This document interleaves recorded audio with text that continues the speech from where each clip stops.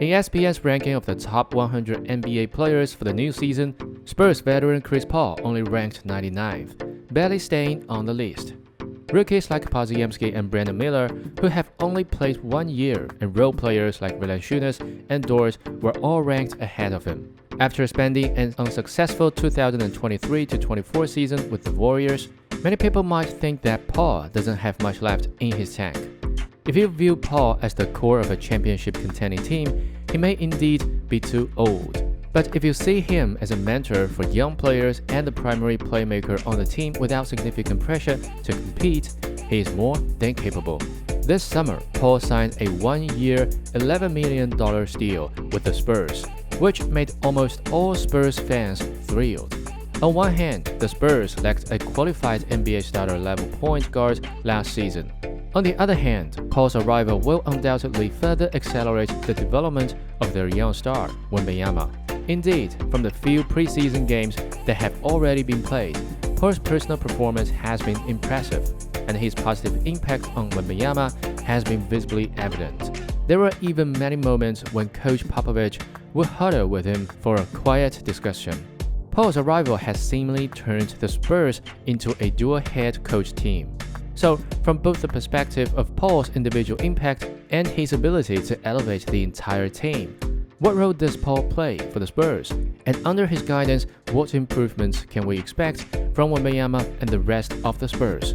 Today, let's talk about Chris Paul's early days with the Spurs. Coach Popovich's appreciation for Paul has been long-standing. Back in 2017, when Paul opted out of his contract, his first choice was to join the Spurs. However, at that time, it was uncertain how many more years Popovich would continue coaching. Ultimately, Paul ended up signing and trading to Houston.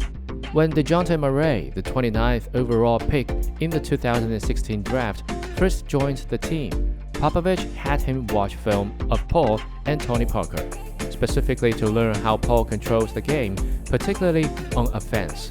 At the beginning of last season, when Soham was converted into a point guard, his poor performance led to widespread criticism from fans. In response, Popovich explained, Soham is still learning. He can't turn into Chris Paul in just 5 or 6 games. It always seems like Popovich was hinting that it would be great if the team had a Paul. And now, the dream has come true. During media day for the new season, Popovich made it clear, having Chris Paul is important for the team and equally for Wembanyama. Paul will be a great mentor for the team. We know Paul's overall performance with the Warriors last season was rather average. He played in only 58 games, starting in 18 of them, and in an average of 26.4 minutes per game. He recorded 9.2 points, 3.9 rebounds, 6.8 assists, and 1.21 steals, with a field goal percentage of 44.1% and a three-point percentage of 37.1%.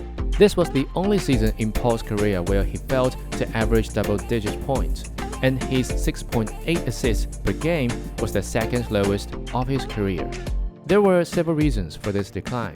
On one hand, Paul's role with the Warriors was as a backup point guard, not even a pseudo starter, which greatly limited his playing time. On the other hand, the Warriors' offensive system focused heavily on cuts and ball movement, reducing Paul's touches significantly. His 15.6% usage rate last season was a career low. More importantly, last season's Warriors still revolved around their core trio and did not create many plays specifically for Paul. Undeniably, as the season progressed, Paul's tactical role with the Warriors diminished, particularly in the latter stages. However, even though Paul is 39 years old, he hasn't declined to the point where he is only a minimum contract level player. The Spurs are entirely different from the Warriors. They have a younger roster, with a group of hungry rookies who need an experienced veteran like Paul. For the Warriors, Paul was a luxury. For the Spurs, Paul is essential. In his preseason debut against the Magic, Paul had 5 points, 3 assists, and 2 steals. Against the Jazz, he posted 3 points and 8 assists. Against the Heat, he recorded 13 points and 5 assists. Across the 3 games, CP3 averaged 25 minutes per game, putting up 7.0 points, 5.3 assists, and field goal percentage of 44.4% and a 3-point percentage of 50%. numbers that align well with his current role. Leaving aside the cold-hard stats, let's use Paul's preseason debut with the Spurs as an example to see just how crucial he is to this team. This is a moment right at the start of the game. The Spurs grabbed the defensive rebound and pushed the ball in transition. Paul brought the ball up while Wembanyama ran the floor. It seems like a CP3 to Wembanyama connection was about to happen. However, Banchero, who was defending Paul, anticipated this and jumped to block Paul's passing lane. At this moment, Paul executed Plan B, dishing it to an unguarded Champagnie. Although Champagnie missed the shot, the opportunity was created perfectly. If it had been a point guard who mindlessly tried to force the pass to Wembanyama, it might have been intercepted, leading to a fast break the other way. Moreover, Paul's passing is always precise.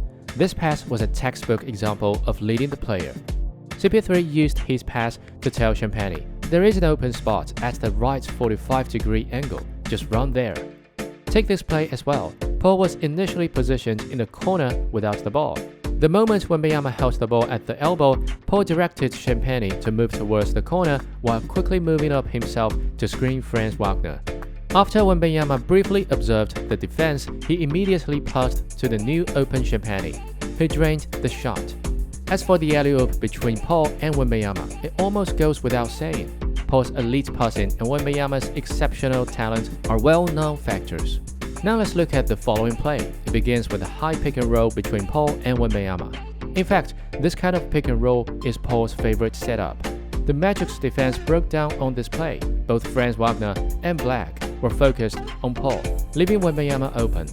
Paul decisively made the pass, and Wembanyama matched up against the 203cm Tristan already had a significant size advantage. However, Wagner also stepped up, putting Wembanyama in a 1-on-2 situation. Wembanyama then made a no-look pass to Braham under the basket for an easy finish. Paul's in-game decision-making, coupled with Wembanyama's noticeably improved passing ability, were on full display in this sequence. Beyond alley-oops and high pick and rolls, Paul and Wembanyama have also executed reverse 1-to-5 pick and rolls or 5-to-1 pick and rolls. This is a scene from early in the third quarter. Wembanyama had the ball while Paul came up to set the screen. Ultimately, Wembanyama drew the attention of two defenders before passing out to Paul on the perimeter. Paul then swung the ball to Champagnie, who hit the three-pointer. This reverse 1-to-5 pick and roll is quite fascinating and is very rare across the league. Chet Holmgren and Kristaps Porzingis don't have the highest tactical roles on their teams, and Embiid prefers face-up isolation moves to directly shoot. Counting around the league, it might just be Jokic and Westbrook on the Nuggets who favor the reverse 1-to-5 pick and roll, thanks to Jokic's historically elite playmaking and Westbrook's physicality and slashing threat. Wembanyama's passing skills are certainly more raw compared to Jokic, but the Spurs are actively working to develop his playmaking abilities. Paul doesn't possess Westbrook's downhill threat, but his ability to shoot from range and make secondary plays is superior. Each player has their strengths and weaknesses. It's well known that Paul has an exceptionally high basketball IQ, but his ability to integrate into the Spurs so quickly has still been a pleasant surprise for many fans. Take this play as an example. Paul tossed the ball up high, and Wembanyama drew the foul, successfully getting to the free throw line. At first glance, this sequence may seem unremarkable, but Paul's awareness and skill in making this long pass, along with his thrust in Wembanyama's ability to grab the ball, is impressive, especially considering this was their first game playing together.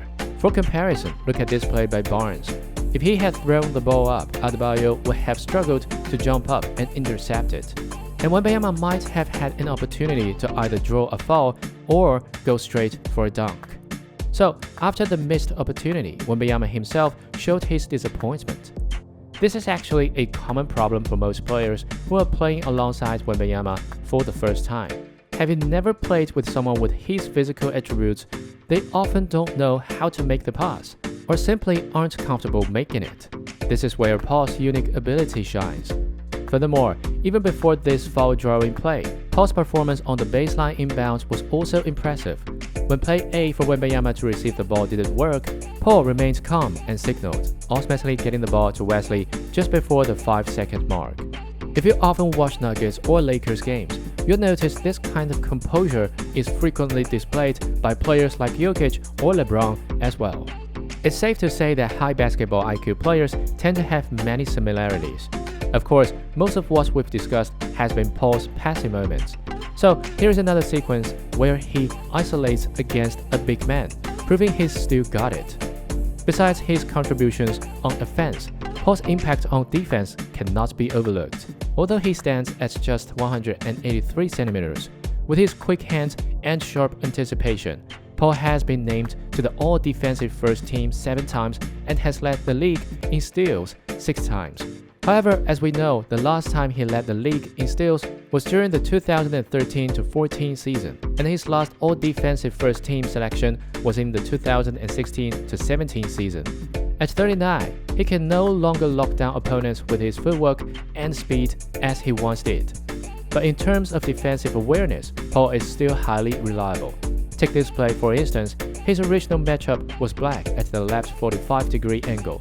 However, when Casso got screened by Franz Wagner, Paul quickly stepped in to help. The Magic made a couple of passes, and the ball ended up back in Cole Anthony's hands. Paul's one-on-one defense here was outstanding. The reason Paul, at 39, can still serve as the starting point guard for a team like the Spurs is his competitiveness and discipline.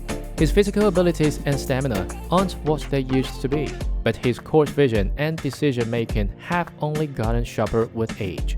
When Paul has the ball in his hand, the Spurs players and coaches all feel a lot more confident, something that young guards like Jones simply can't provide. This is the significance of Paul to the Spurs. As we can see, whether it's offense, defense, or playmaking, Paul elevates the Spurs in all aspects. Next, let's dive deeper into who benefits the most from Paul's arrival. First and foremost is Wembanyama. In his debut against the Magic, the two were completely in sync, sharing the floor for the same duration of 23 minutes and 5 seconds. Against the Heat, they also logged significant minutes together. On one hand, compared to Soham and Jones last season, Paul is the point guard who knows best how to get the ball to Wembanyama. On the other hand, Wembanyama, who is constantly improving his playmaking ability, is also learning from Paul. Standing at 224 centimeters, Wembanyama has no issues with his court vision. What he needs to work on is his passing technique. The passes mentioned earlier to Champagnie and Branham were done with a lot of flair. Undoubtedly, Paul has offered some pointers in this regard. In the game against the Heat, Wembanyama even assisted Paul, who caught the ball, accelerated past the defender, and finished at the rim. Of course, Paul has been very humble about it. In an interview, he stated, "My connection with Wembanyama is still in the exploratory stage. The so-called alley-oop connection isn't as simple as people might imagine." Another clear beneficiary is Soham. Soham has played in all 4 preseason games, with his scoring improving each time and his field goal percentage reaching 65.8%. Out of a total 35 field goals attempted, only 3 were 3-pointers. The majority were shots in the paint. With Paul's arrival, Soham no longer has to fill in as a point guard. Paul's precise passes, especially those leading passes, allow him to play with much more freedom. Take this play for instance, Paul faked a shot at the top of the key and then made a real pass, allowing Soham to easily finish the layup. In fact, when looking at 2-man combinations, the Paul-Soham pairing has even been more effective than Paul-Wembanyama so far. It's no wonder some fans say that Paul is like Soham's external brain. Another subtle beneficiary is Casso. Casso, as this year's 4th overall pick, has already won over Spurs fans after just a few summer league and preseason games. His defense, playmaking, court vision, and ability to drive to the rim are all far more mature than the average rookie. Some fans have even dubbed him the perimeter Duncan, while Wembanyama is called the interior Ginobili to describe their playing styles. Part of this is due to Casso's own maturity, another part is Paul's guidance. Since the regular season has not officially begun, it's safe to say that over the course of the season, Casso will learn a lot from playing alongside Paul. By April, he will surely be a much improved version of himself compared to where he is now. Since we're talking about Paul's guidance of young players, we have to mention one last beneficiary of his arrival. Yes, that's Coach Popovich. As early as July, during the Spurs Summer League games, Popovich was seen attending alongside Paul, exchanging insights. When Paul made his debut against the Magic, Popovich also put his arm around Paul during timeouts, engaging in lengthy discussions. After the game, Popovich said, "Paul is very smart, and I love his guidance to the team." The implication here is that Popovich is already comfortable viewing Paul as the on-court coach and mentor to the young players. He doesn't need to tell Paul how to play because Paul already knows. This dual coach on and off the court setup is certainly beneficial for the young players' growth. Let's conclude by discussing Paul's potential role with the Spurs in the new season. Just like when he joined the rebuilding Thunder, Paul is now joining another team in the midst of a rebuild, but he's 5 years older than when he joined OKC for the 2019-20 season. On one hand, his physical decline is more evident. On the other hand, the level of competition in the Western Conference has also increased. Therefore, expecting Paul to play 97.2% of regular season games and average 17.6 points, 5 rebounds, and 6.7 assists while leading the team to the playoffs and pushing a first-round series to 7 games is unrealistic. As long as Paul is available, he'll most likely start. However, the number of games he plays and the minutes per game will probably decrease. If Castle's development exceeds expectations, Paul may even step aside and come off the bench by the end of the season. With reduced minutes, if Paul given more freedom tactically, he will certainly be capable of giving fans more surprises. Coming up to the Spurs also has another major advantage for Paul. His defensive burden will be significantly lighter compared to his time with the Warriors. After all, the Warriors' small ball lineup was widely criticized, whereas with the Spurs, the French Big Spider will be there to help cover on defense and provide more support for his teammates.